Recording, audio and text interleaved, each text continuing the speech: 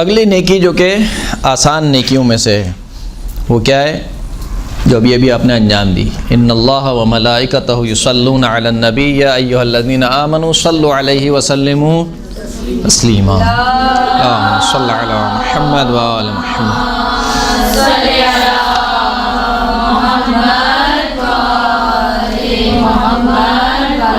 سب سے آسان نیکی ہے. سب سے آسان نیکی سے مراد نہیں آپ کو کچھ کرنا نہیں ہے، زبان سے 2 جملے بولنے، اللہم صلی علی محمد و آل محمد، بس یہ بولنا ہے آپ کو. اس نیکی کا فائدہ کیا ہے؟ الصلاۃ علی وعلی اہل بیتی تذہب بالنفاق. مجھ پر اور میرے اہل بیت پر درود کیا کرتا ہے؟ نفاق کو دور کر دیتا ہے. وہ اتنی بڑی بیماری کا علاج ہے. نفاق کفر سے زیادہ خطرناک ہے. کفر کیا ہے کہ اعلانیہ انکار کرنا، نفاق کیا ہے کہ دل میں انکار اور زبان پر اقرار. کہا کہ یہ اگر مجھ پر درود بھیجو گے تو کیا ہوگا؟ نفاق کو دور کرے گا. من قال یا ربی صلی علی محمد و آل محمد 100 مرۃ قضیت له 100 حاجۃ 30 للدنیا والباقی للآخرہ. جو شخص بھی 100 مرتبہ کہے کہ یا ربی صلی علی محمد و آل محمد، ایک تسبیح نکالنی ہے، ایک تسبیح، یا ربی صلی علی محمد و آل محمد، یا اللہم صلی علی محمد و آل محمد، ایک تسبیح، تو 100 حاجتیں اس کی پوری ہوں گی. 30 دنیا کی حاجتیں اور 70 آخرت کی. 30 حاجتیں دنیا کی اور 70 حاجتیں آخرت کی. محمد ابن مسلم سے روایت ہے کہ ما فی المیزان شیء اثقل من الصلاۃ علی محمد و آل محمد. کہا کہ نامہ اعمال میں، ترازو کے اوپر جب ترازو میں اعمال تولے جائیں گے تو اس ترازو میں کوئی عمل محمد اور آل محمد پر درود سے زیادہ وزنی نہیں ہوگا. صلی علی محمد و آل محمد.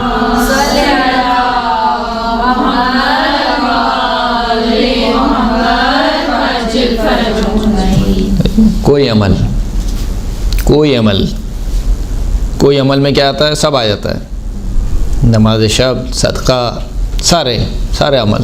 کوئی عمل میزان میں، ترازو میں محمد اور آل محمد پر درود سے زیادہ بھاری اور سنگین نہیں ہوگا. اسی وجہ سے جب آپ انشاءاللہ خداوند کریم آپ کو زیارت نصیب فرمائے عراق کی، عراق میں آپ جب زری میں جاتے ہیں تو وہاں پہ عرب ہیں، وہ مثال کے طور پر جب آپ بھی صلوات پڑھتے ہوئے جاتے ہیں، ان کا ایک انداز ہے، وہ اس طریقے سے کہتے ہیں کہ کلمتان خفیفتان علی اللسان ثقیلتان علی المیزان. 2 کلمے زبان پر بہت ہی خفیف ہیں، بہت ہی کیا ہے؟ خفیف ہے، ان کا وزن بہت کم ہے. ثقیلتان علی المیزان، لیکن ترازو میں بہت وزنی ہیں، بہت بھاری ہیں. وہ کیا ہے؟ الصلاۃ علی محمد و آل محمد. محمد اور آل محمد پر درود ہے. صلاۃ پڑھیں محمد و آل محمد.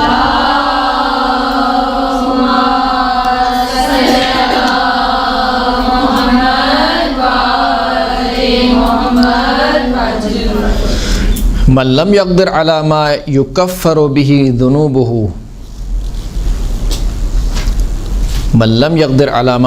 به ذنوبه فليكثر من الصلاة على محمد وآل محمد فإنها تهدم الذنوب هدما.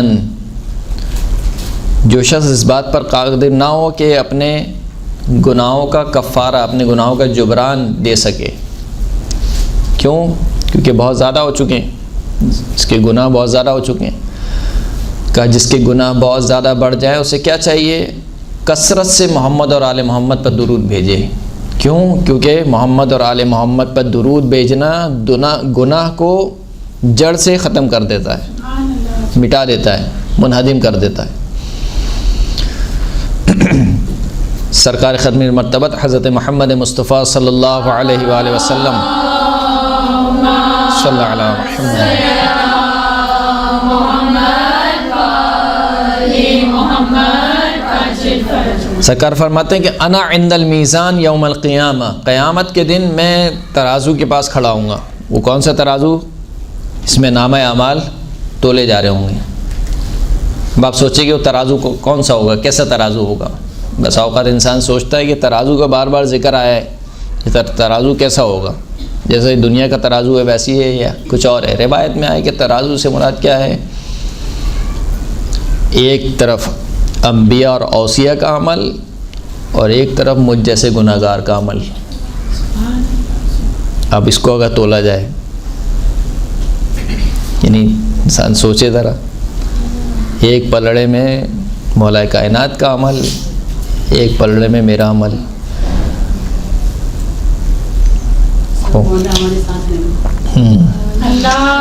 صلی اللہ علیہ محمد و علی محمد.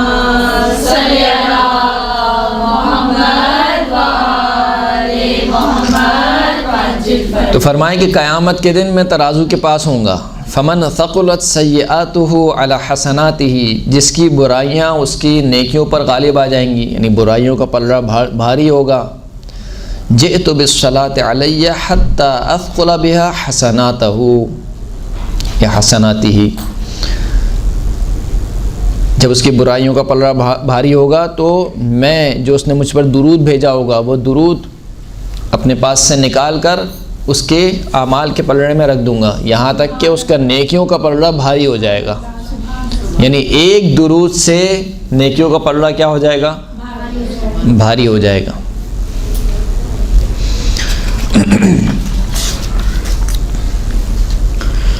اجف الناس رجل ذکرت بین یدیہ فلم یصلی علیہ. اچھا، میں جو یہ عربی پڑھتا ہوں اس کی خاص وجہ ہے. اس کی خاص وجہ کیا ہے؟ وہ نعوذ باللہ یہ مقصد نہیں ہوتا کہ مجھے بہت اچھی عربی پڑھنا آتی. ہمارے استاد تھے، وہ کہتے تھے کہ جتنا ہو سکے روایت کو عربی کے ساتھ پڑھو. کیوں؟ کیونکہ ترجمہ جو ہے وہ میرا کلام ہے، میں کہہ رہا ہوں، لیکن روایت معصوم کا کلام ہے. میرا کلام شاید آپ کے دل پہ اثر نہ کرے، لیکن معصوم کا جو کلام ہے اس میں تاثیر ہے، اثر ہے. بہرحال کوئی ممکن ہے کہ ہو سکتا ہے کہ یہ تو مثال کے طور پر راوی نے معنی و مفہوم بیان کیا ہو، لیکن بہرحال ایک اس میں احتمال تو ہے کہ ہو سکتا ہے کہ یہ امام کا کلام ہو. اگر پورا بھی امام کا کلام نہیں ہو تو کچھ کلمے تو امام کے ہو سکتے ہیں اس میں سے. اجف الناس رجل ذکرت بین یدیہ فلم یصلی علیہ. لوگوں میں سب سے زیادہ جفاکار شخص، ظالم شخص وہ ہے کہ جس کے سامنے میرا نام لیا جائے، میرا ذکر کیا جائے اور مجھ پر درود نہ بھیجے. صلی علی محمد و آل محمد.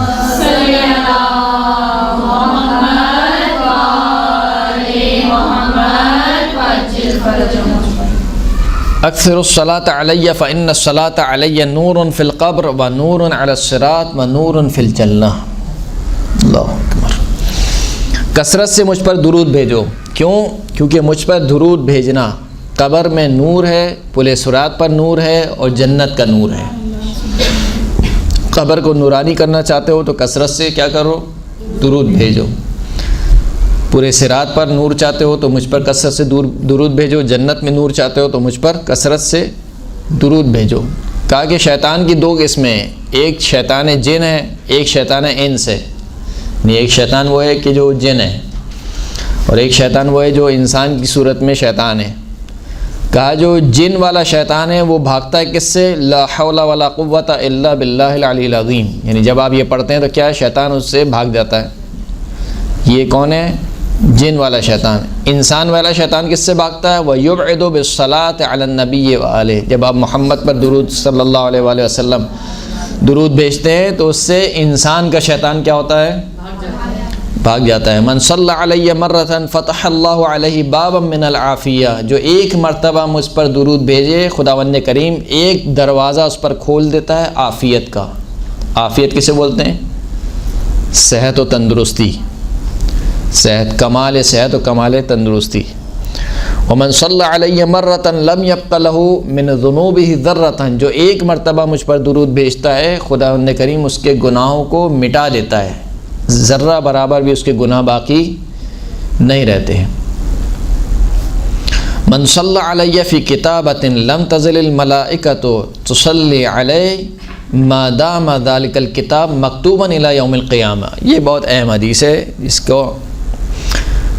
کی طرف متوجہ ہونا چاہیے. فرماتے ہیں کہ جو شخص کتابت میں مجھ پر درود لکھے، ہم کیا کرتے ہیں؟ درود نہیں لکھتے ہیں، ہم سواد لکھ دیتے ہیں. یہ سواد نہیں لکھنا چاہیے. احترام کے منافی ہے، پورا درود لکھنا چاہیے صلی اللہ علیہ وآلہ وسلم۔ کہا جو شخص کتابت میں مجھ پر درود لکھے، پورا درود لکھے، جب تک وہ کتابت موجود رہتی ہے ملائکہ اس وقت تک مجھ پر درود بھیجتے رہتے ہیں، اور اس کا ثواب ظاہر سی بات ہے کس کو ملے گا؟ لکھنے والے کو، قیامت کے دن تک۔ جب تک وہ کتابت محفوظ رہے گی، لکھی رہے گی، ملائکہ کیا کرتے رہیں گے؟ درود بھیجتے رہیں گے۔ اسی لیے شہید اول نے کتاب منیہ میں، منیۃ المرید میں لکھا کہ جب بھی آپ جو ہے وہ رسول اللہ کا نام لکھیں تو اس کے بعد پورا درود لکھیں، یعنی الصلاۃ علیہ وآلہ وسلام، اس طریقے سے لکھیں، اور خود زبان سے بھی کہیں، یعنی لکھتے بھی جائیں اور خود زبان سے بھی پڑھتے جائیں صلی اللہ علیہ وآلہ وسلم۔ ولا یختصر الصلاۃ فی الکتاب، شہید فرماتے ہیں یعنی شہید اول کہ لکھنے میں جو وہ مختصر نہ کریں کہ ٹائم نہیں ہے، پورا درود کون لکھے گا، صرف صاد لکھ دیا۔ ولا یسأم من تقریرها ولا وقعت فی السطر مرارا، اور اس کی تکرار سے، یعنی مثال کے طور پر ایک سطر میں 3 مرتبہ رسول اللہ کا نام آ رہا ہے یا 10 مرتبہ رسول اللہ کا نام آ رہا ہے، تو کہا 10 مرتبہ درود لکھیں۔ کہا یہ تکرار سے انسان کو خستہ نہیں ہونا چاہیے، تھکنا نہیں چاہیے۔ جیسے کہ فرماتے ہیں کہ بعض لوگ لکھتے ہیں، مثلا کہ صاد لکھ دیتے ہیں، یا صاد لام عین میم لکھ دیتے ہیں، یا صاد لام میم لکھتے ہیں، یا صرف صاد لکھتے ہیں۔ فإن ذلك خلاف الاولی والمنصوص، کہا کہ یہ خلاف اولا بھی ہے، یعنی ایک بہتر کام کو آپ نے ترک کر دیا، دوسرا نص روایت کے بھی خلاف ہے، روایت کہتی ہے کہ پورا درود لکھا جائے۔ بل قال بعض العلماء اول من کتب یہ صاد لام عین قطعت یدہ، بلکہ بعض علماء نے کہا کہ پہلا وہ شخص جس نے یہ ریڈ ڈالی تھی صاد لکھنے کی، کہ اس کے ہاتھ منقطع ہو گئے تھے۔ پہلا وہ شخص کون کہہ رہے ہیں؟ شہید اول، پہلا وہ شخص کہ جس نے یہ ریڈ ڈالی، گناہ نہیں ہے یہ، یعنی شرعی اعتبار سے گناہ نہیں ہے، لیکن کیا ہے آپ کو وہ ثواب نہیں ملے گا، اپنے آپ کو ثواب سے محروم کر لیں گے۔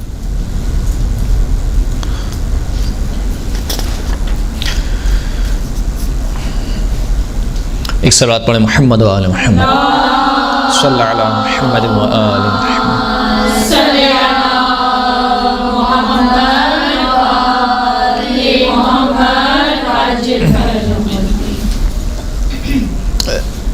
ایک جو روایت ہے یہاں پر خاص آپ لوگوں کے لیے، سرکار فرماتے ہیں کہ لا تضربوا اطفالکم علی بکائہم، اپنے بچوں کو جب وہ رو رہے ہوں تو ان کو مت مارو۔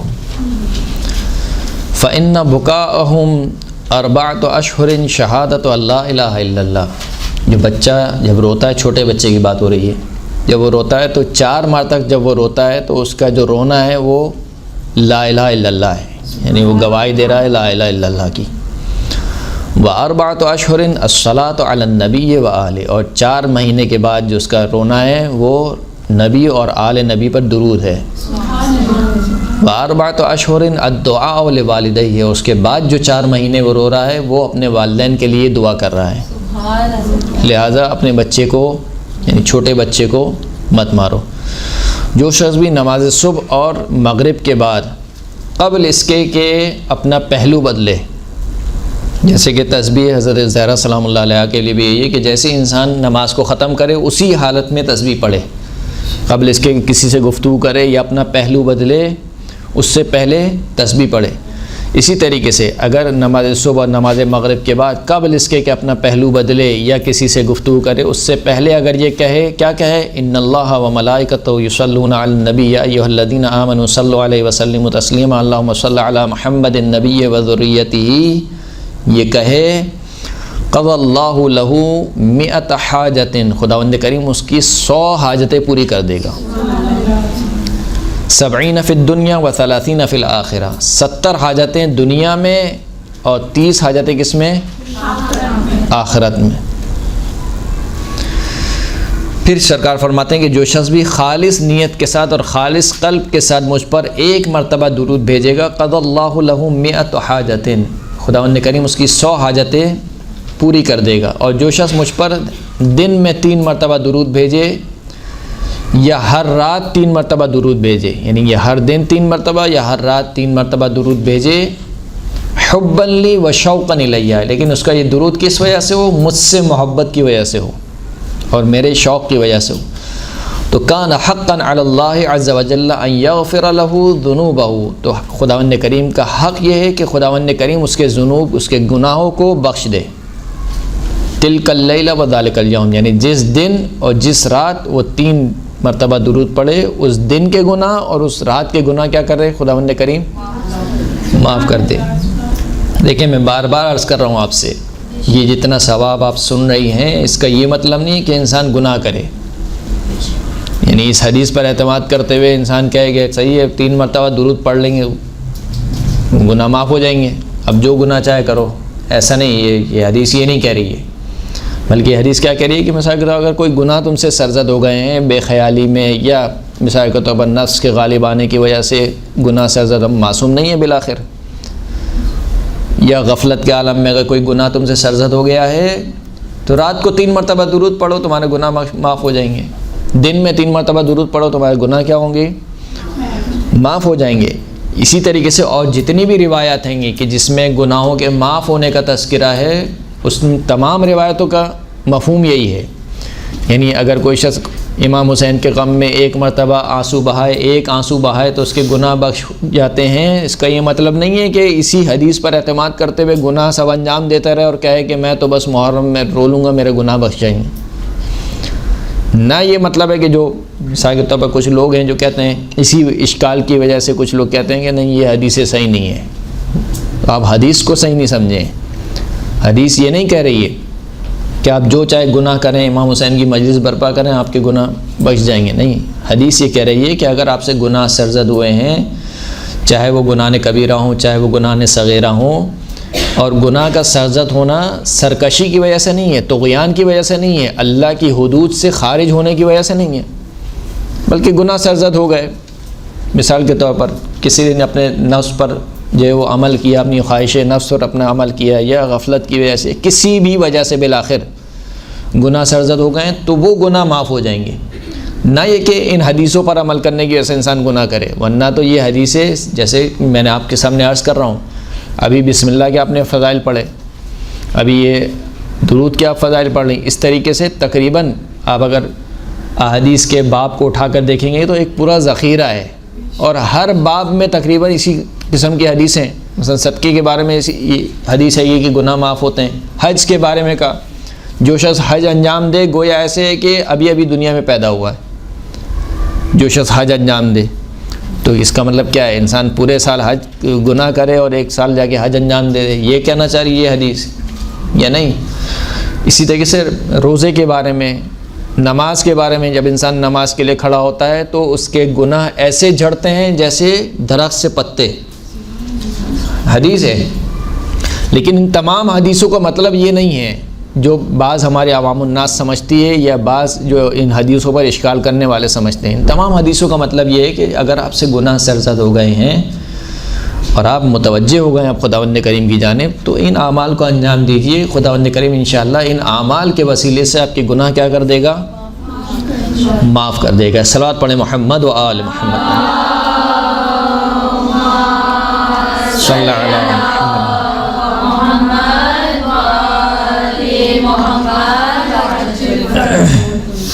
اچھا، بعض ایک اور اشکال بھی کرتے ہیں، وہ ان حدیثوں پر تو نہیں ہوتا، لیکن مثال کے طور پر زیارت امام حسین کے حوالے سے کوئی اشکال کرتے ہیں۔ ایک زیارت مثال کے طور پر کیسے 1000 حج کے برابر ہو سکتی ہے؟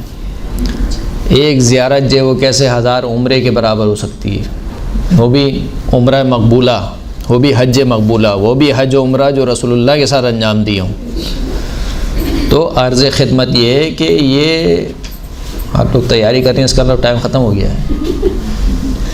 عرض خدمت یہ ہے کہ یہ کیا ہے، یہ جو ہے وہ صرف ثواب بیان ہو رہا ہے، یعنی ایک زیارت اتنے ثواب کے برابر ہے، یہ نہیں کہا کہ آپ زیارت کر لیں تو حج کی چھٹی ہو گئی، ثواب یہ ہے آپ اس کا، اور ایسا بہت ہے، بس اوقات مستحب کام کا عمل بہت زیادہ ہوتا ہے واجب کام سے۔